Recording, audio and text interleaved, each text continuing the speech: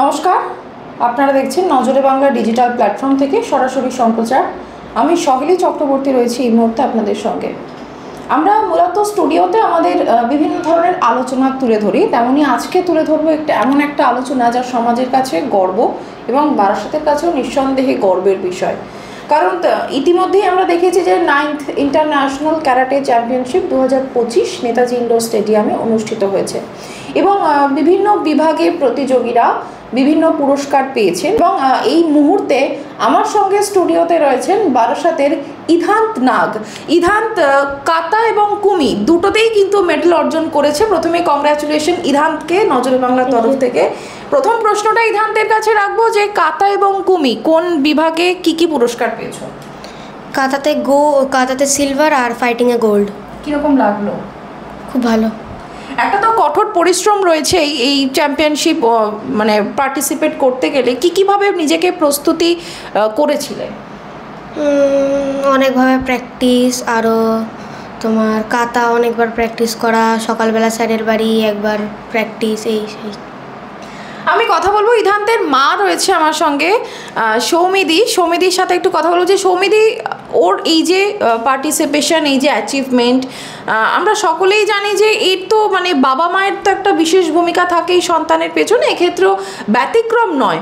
ইধান্তের এই যে সাফল্য, নিঃসন্দেহে ওর যেরকম পরিশ্রম রয়েছে আপনাদেরও একটা পরিশ্রম রয়েছে, সেটা যদি একটু বলেন। আমাদের পরিশ্রম তো রয়েছে, কিন্তু আমাদের পরিবার থেকে ক্যারাটে বিশেষজ্ঞ কেউ নেই। সেক্ষেত্রে আমি এখানে প্রাধান্য দিতে চাইব পরিশ্রম যিনি করেছেন ওর স্যার, তার বাড়িতে ডেকে নেওয়া এবং প্রত্যেকটা মুহূর্তে পুঙ্খানুপুঙ্খভাবে খেয়াল রাখা ওর আপডেট কতটা হচ্ছে আর কতটা প্রয়োজন।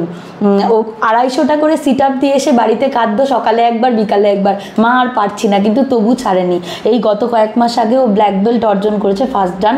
এইটুকু বয়সেই ও সেটা করতে পেরেছে। আর তারপরে এই গোল্ড মেডেল এবার প্রথম ইন্টারন্যাশনাল চ্যাম্পিয়নশিপে। তো এটা তো আমাদের কাছে খুব আনন্দের বিষয় ছিল। শোনার পর আমি ভীষণভাবে কেঁদেছি, কিন্তু ওর মনোযোগ এবং প্র্যাকটিস ওকে দুটো জিনিস একসাথে ওকেই লক্ষ্যে পৌঁছে দিতে সাহায্য করেছে। ওর যেটা একটা ছিল শুরুতেই, প্রথম দুটো বেল্ট অর্জন করার পরেই ওর হাতটা এখান থেকে কেটে চলে যায় এবং অপারেশনের সময় প্রায় 200টা সেলাই পড়ে। তারপর আমরা একটুখানি আশাহত হয়েছিলাম যে হয়তো ও আর করতে পারবে না, কিন্তু ওর পরিশ্রম এবং ওর স্যারের প্রচুর উৎসাহের জন্য ও আজকে এটা আবার অর্জন করতে পেরেছে। তবে এইটা সিলভারের জায়গায় হয়তো আবার গোল্ড হতে পারতো যদি ওর ওই হাতটাতে এই সমস্যাটা না থাকতো। এখানে এই দুটো আঙুল ওর স্ট্রেট হয় না, এটাকে একসাথে ও করতে পারে না। এই মুভমেন্টের জন্য ও প্রতিবার এই জায়গাটাতে সিলভার পেয়ে যায়, আদারওয়াইজ কিন্তু অন্যটা গোল্ডই থাকে। সৌমিদি, আরেকটা বিষয় যে আমরা দেখি বর্তমানে যে বাবা মায়েরা ছেলে মেয়েদেরকে ভীষণভাবে পড়াশোনার দিকে আর কি ফোকাস করতে বলে, তা সেই জায়গাতে মানে পড়াশোনার পাশাপাশি এক্সট্রা কারিকুলার অ্যাক্টিভিটি যেগুলো থাকে অনেক ক্ষেত্রে উপেক্ষিত হয়ে যায়। কিন্তু ইধান্তের ক্ষেত্রে একটা ব্যতিক্রম দেখা গেল যে পড়াশুনো যেরকম করছে পাশাপাশি এক্সট্রা কারিকুলার অ্যাক্টিভিটি অর্থাৎ ক্যারাটে, সেখানেও ক্যারাটে মানেই তো একটা অভিনবত্ব এবং সেখানে নিশ্চিতভাবে প্রচুর প্রস্তুতি লাগে অন্যান্য নানা বিষয়ের থেকেও। এই যে একটা জায়গা মানে দুটোকে ব্যালেন্স করা, এটাকে কিভাবে সামাল দিলেন? আসলে আমরা এটা সবাই জানি, কিছু করতে চাইলে করাই যায় যদি তার ইচ্ছেটা সবার আগে থাকে। ও পড়াশোনা তো অবশ্যই করে, সেখানে যে খারাপ আমি একদমই বলবো না, কিন্তু শরীর গঠনের জন্য যে নিয়মানুবর্তিতা দরকার ও সেই নিয়ম অনুযায়ী রোজ প্র্যাকটিসটা করে। এই যে রোজের প্র্যাকটিস, এই যে প্রচণ্ড অনুশীলন, এই অনুশীলন আজকে পড়াশোনার সাথে সাথে ওকে ক্যারাটেতে গোল্ড আনতে সাহায্য করেছে। কিন্তু ইধান্ত কোন স্কুলে পড়ো? Indira Gandhi memorial high. কোন ক্লাস? 6। বন্ধুরা কি বলছে? ভালো বলছে। যখন প্রথম জানতে পারলে যেরকম গোল্ড পেয়েছো, সিলভার পেয়েছো, তখন কীরকম মনে হয়েছিল? খুব ভালো লেগেছে। আমি তখন জানতে পারিনি, একবারই দিয়ে দিয়েছে মেডেল বলে দিয়েছে। মানে এর আগে আর কি কি পুরস্কার পেয়েছো? কোন কোন প্রতিযোগিতায় অংশগ্রহণ করেছিলে? সববারে দুটোতেই করেছি। এই ইন্টারন্যাশনাল চ্যাম্পিয়নশিপ যতবার হয়েছে ও গেছে, কিন্তু ব্রোঞ্জ এবং সিলভার ওর ঝুলিতে কিন্তু আগেও আছে। গোল্ড এবার প্রথম। সেই জায়গা থেকে নিঃসন্দেহে মানে একটা পরিবারের কাছে, বারাসতবাসীর কাছে একটা তো আবেগের বিষয় থেকেই যাচ্ছে যে এভাবে ছোট ছোট ছেলেমেয়েরা এগিয়ে যাচ্ছে। সামনের প্রজন্ম যারা, তারা পড়াশোনার পাশাপাশি খেলাধুলার দিক থেকেও কিন্তু একেবারে চ্যাম্পিয়ন হয়ে যাচ্ছে। এই বিষয়টাকেও কিভাবে দেখছেন?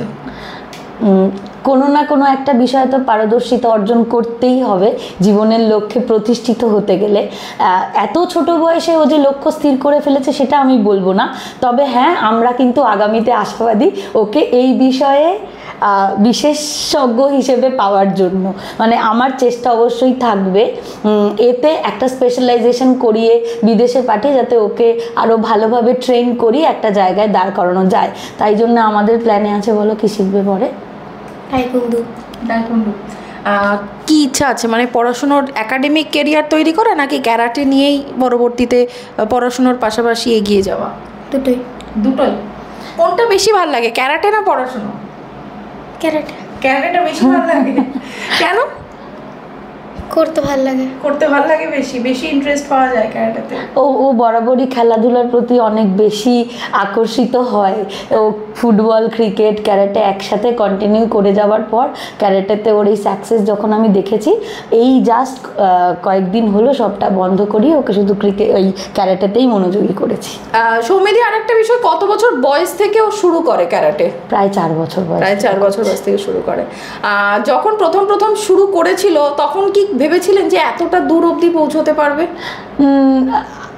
আশা হতেও ছিলাম না, আবার খুব যে আশাবাদী ছিলাম সেটাও না, কারণ আমি এটা বিশ্বাস করি যে কোনো জিনিস প্র্যাকটিসের উপরে আর কিছু হয় না। তো খুব ছোট বয়সে তো ওর জন্য সেটা খুব একটা সহজ ছিল না, কিন্তু ও কখনো মিস করতো না, কোনো ক্লাস আজ অব্দি ও কখনো মিস করে না, এবং স্যার যা বলেন ও সেটাই করেন। 250টা বললে 250টাই ও সিট আপ দেবে। ওকে যেভাবে স্যার ট্রেন করিয়েছেন ও সেভাবেই স্যারের কাছে ট্রেন্ড হয়েছে।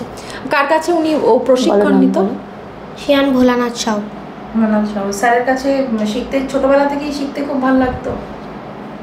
স্যার ভীষণ কেয়ারিং ওর প্রতি, মানে না কখনো একটু দেরি হলেই ফোন করবে এবং চলে এসো, এবং ওকে সবসময় অনুশীলনের ক্ষেত্রে বিশেষ নজর দেওয়া, পড়াশোনাটা কমপ্লিট করে কি করে এটাতে আরও বেশি মনোযোগ দেওয়া যায় সেই ব্যাপারে কিন্তু স্যার সবসময় ওর প্রতি ভীষণ মনোযোগী।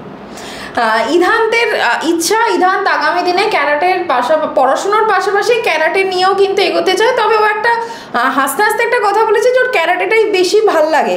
ইধান্তের আগামী দিনের অনেক সাফল্য আমরা কামনা করি, সেই সঙ্গে ইধান্তের বাবা এবং মা, আমার সঙ্গে এই মুহূর্তে ইধান্তের মা স্টুডিওতে রয়েছেন। নিঃসন্দেহে যে কথা শুরুতেই বলেছিলাম যে ছেলে মেয়েরা যখন সাফল্য অর্জন করে তাদের পাশাপাশি বাবা মায়েরও কিন্তু একটা অক্লান্ত পরিশ্রম থাকে, এক্ষেত্রেও কিন্তু ব্যতিক্রম নয়। যেভাবে ওকে প্রত্যেক মুহূর্তে মা উৎসাহিত করছে, নিঃসন্দেহে ইধান্ত আগামী দিনে আরও বড় মাপের একজন খেলোয়াড় তৈরি হোক, আরও বিভিন্ন ধরনের মেডেল ওর ঝুলিতে জমা হোক, এটাই আমরা চাই। ও নিঃসন্দেহে বারাসাতের গর্ব, রাজ্যের গর্ব। ওর সাফল্য কামনা করি। আজকের এই অনুষ্ঠান এই পর্যন্তই। ইধান্তকে আবারও মেনি কংগ্রাচুলেশন, এবং সেই সঙ্গে সৌমিদি তোমাদেরকেও অনেক কংগ্রাচুলেশন। আগামী দিনে ইধান্ত এভাবেই এগিয়ে যাক, এটাই আমরা চাই। আমার সহকর্মী অঙ্কিত মুখার্জির সঙ্গে সহেলি চক্রবর্তীর রিপোর্ট, নজরে বাংলা। এয়ার ইনফ্রাস্ট্রাকচারের উদ্যোগে অহনা অ্যাপার্টমেন্ট, বারাসাতের হৃদয়পুরে নৃপেন ঘোষ সরণিতে তৈরি হচ্ছে নতুন আবাসন প্রকল্প। থাকছে একগুচ্ছ বিশেষ সুবিধা, লিফট থেকে শুরু করে ডিপ টিউবওয়েল, এছাড়াও থাকছে সাউন্ড প্রুফ জেনারেটর এবং কার পার্কিং এর সুবিধাও। এখানে 2 এবং 3 BHK ফ্ল্যাট রয়েছে, এছাড়াও থাকছে আরও একগুচ্ছ বিশেষ সুবিধা। বিস্তারিত জানতে ফোন করুন স্ক্রিনে দেওয়া ফোন নম্বরে। সাধ্যের মধ্যে স্বাদ পূরণ।